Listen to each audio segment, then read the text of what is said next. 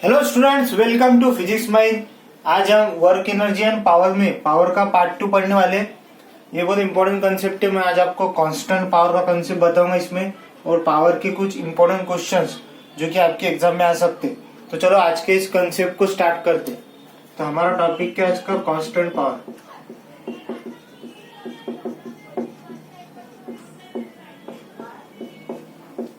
तो देखो, हमें पता है ये जो इंस्टेंटेनियस पावर है इसका फॉर्मूला क्या था? F dot V. तो देखो, कांस्टेंट पावर का कंसेप्ट क्या है? अगर देखो ये पावर अगर कांस्टेंट है तो एफ डॉट वी का प्रोडक्ट क्या हो जाएगा? कांस्टेंट। मतलब फोर्स क्या रहेगा? Inversely proportional to velocity. मतलब देखो, यहां से अगर फोर्स बढ़ाऊंगा तो वेलोसिटी क्या आएंगी? कम। फोर्स बढ़ा तो वेलोसिटी क्या आएंगी? कम। और अगर यहां से देखो वेलोसिटी अगर बढ़ी तो फोर्स क्या होगा? कम। दोनों में क्या है? इनवर्स रिलेशन है। और इसका अगर ग्राफ बनाए फोर्स वर्सेस वेलोसिटी का, तो क्या आएगा? ऐसा रेक्टेंगुलर हाइपरबोला। तो देखो, समझ लो हमारे पास ये कार है। समझ लो कार लग तो नहीं रही, पर समझ लो एक कार है और इस पे ये एफ का एक्सटर्नल फोर्स लग रहा है। एक सिंगल फोर्स लग रहा है कार पर, एफ का फोर्स। तो देखो, अगर पावर कांस्टेंट है तो देखो, अगर बॉडी पर देखो, समझ लो ये ग्राफ में देखो, अगर देखो यहाँ पर अगर एक सिंगल फोर्स भी है, समझ लो 10 न्यूटन का, यहाँ पर अगर सिंगल फोर्स है 10 न्यूटन का, तो भी ये देखो ये ग्राफ किधर जाएगा? इन्फिनिटी पे। तो सिंगल फोर्स लग रहा है अगर बॉडी पर, तो भी लार्ज इनफाइनाइट वेलोसिटी पॉसिबल है। तो ये फर्स्ट पॉइंट इसमें क्या ध्यान में रखना? सिंगल फोर्स अगर है बॉडी पर, then also infinite large velocity is possible।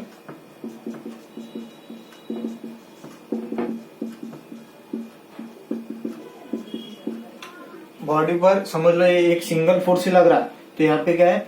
Infinite velocity possible है।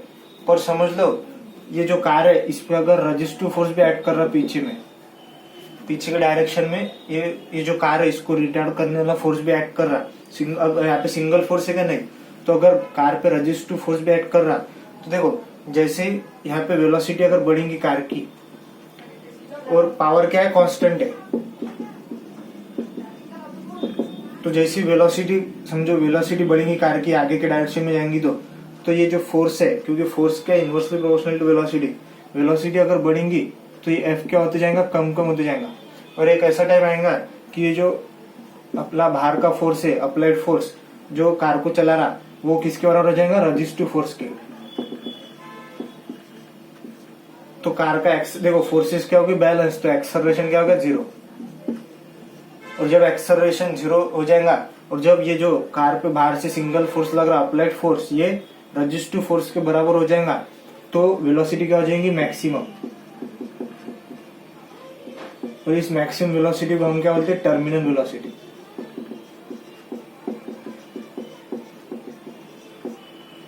तो आई थिंक आपको ये समझ आया होगा। अगर कांस्टेंट पावर है तो force inversely proportional to velocity.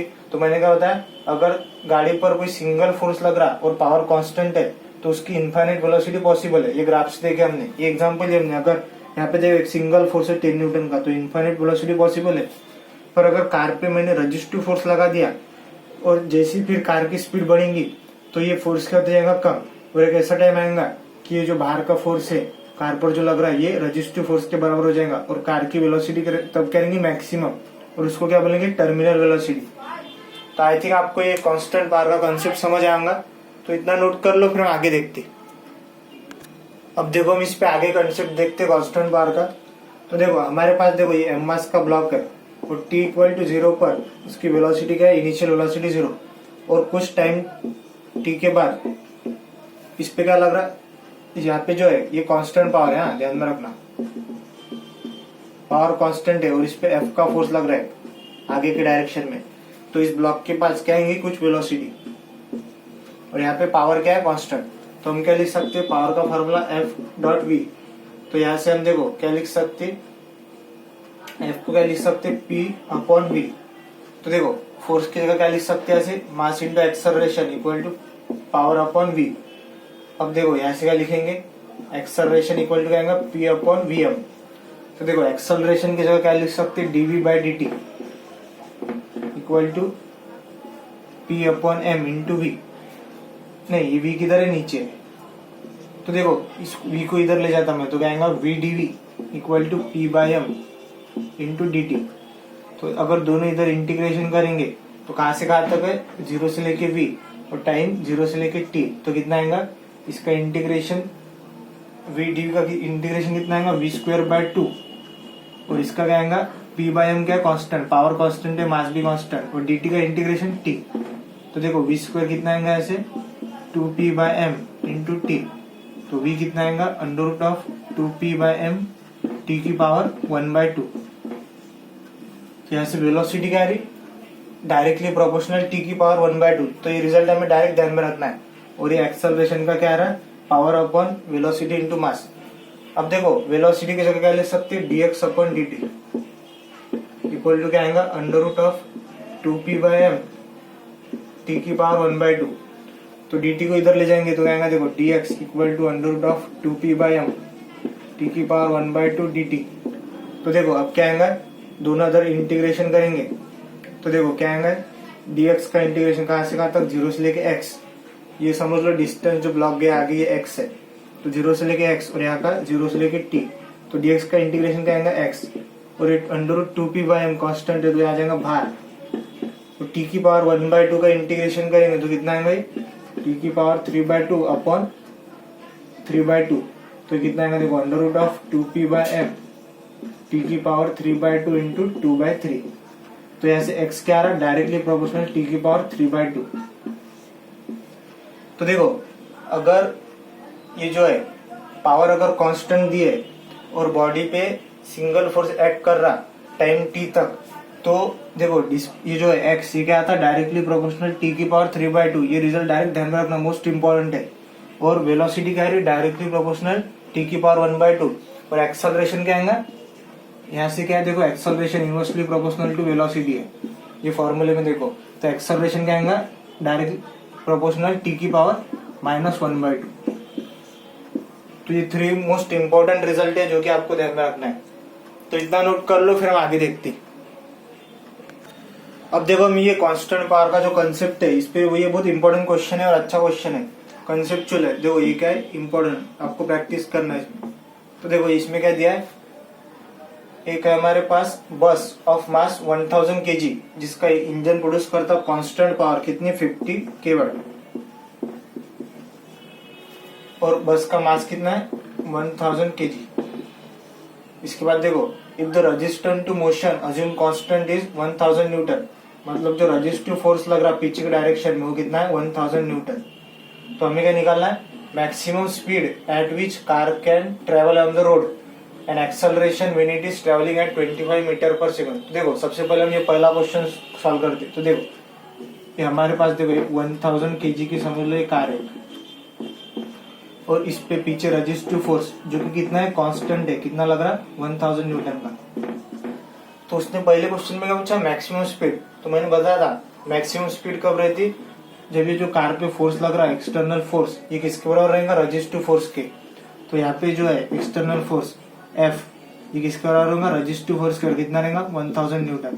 तभी वेलोसिटी क्या रहेगी कार की, मैक्सिमम। अभी हमने जो पीछे कंसेप्ट देखा टर्मिनल वेलोसिटी का, तो वही कंसेप्ट है।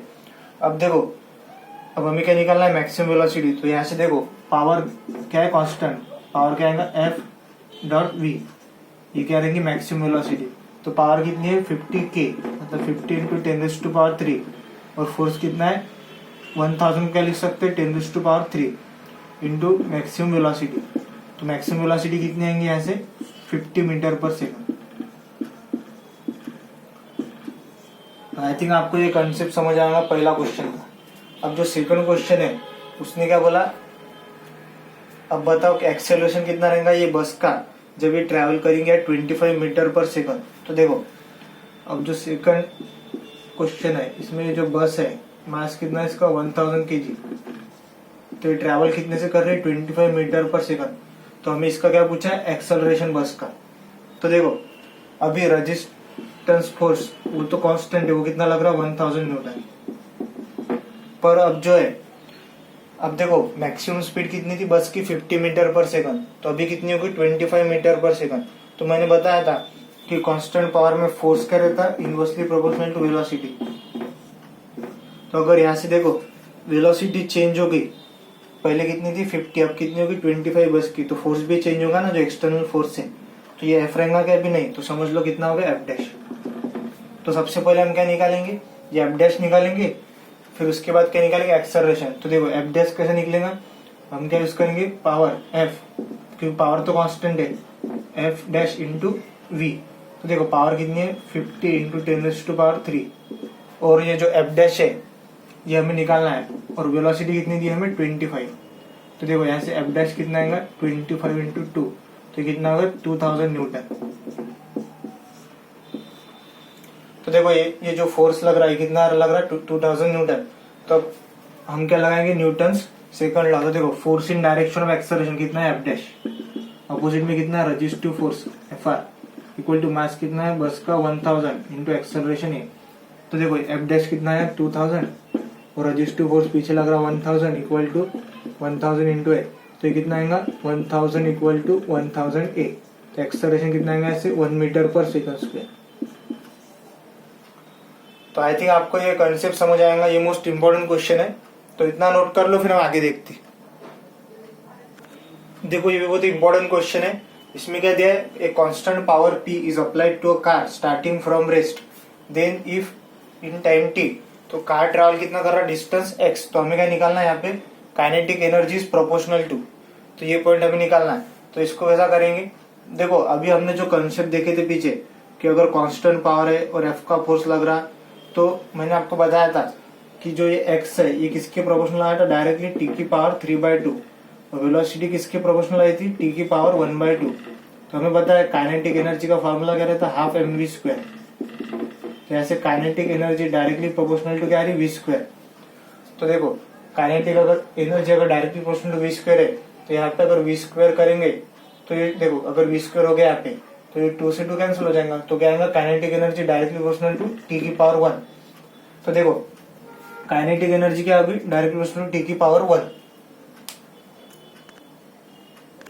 तो देखो काइनेटिक एनर्जी क्या आ गई डायरेक्टली प्रोपोर्शनल t की पावर 1। तो अगर यहाँ पे देखो हमें ये जो ऑप्शन दिए 4 ये काय में दिए हुए x की पावर में, तो अगर t की पावर 1 है तो देखो यहाँ से अगर t की पावर 1 तो ये 3/2 है t की पावर, तो अगर 1 में निकालना है तो क्या आएगा t1 directly proportional to x की पावर 2/3। ये जो 3 की पावर 2 है मैंने ये x को दे दिया, तो क्या आएगा 2/3। तो यहाँ पे कितना आएगा kinetic energy directly proportional to x की पावर 2/3। तो ये बहुत इंपॉर्टेंट क्वेश्चन है जो कि आपको प्रैक्टिस करना है, ये आपके एग्जाम में आ सकता है।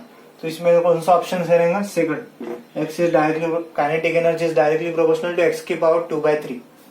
तो मिलते हैं स्टूडेंट्स नेक्स्ट वीडियो में, आप इस वीडियो को अच्छे से प्रैक्टिस करना। तो चलो मिलते हैं स्टूडेंट्स नेक्स्ट वीडियो में, तब तक के लिए आप पढ़ते रहिए।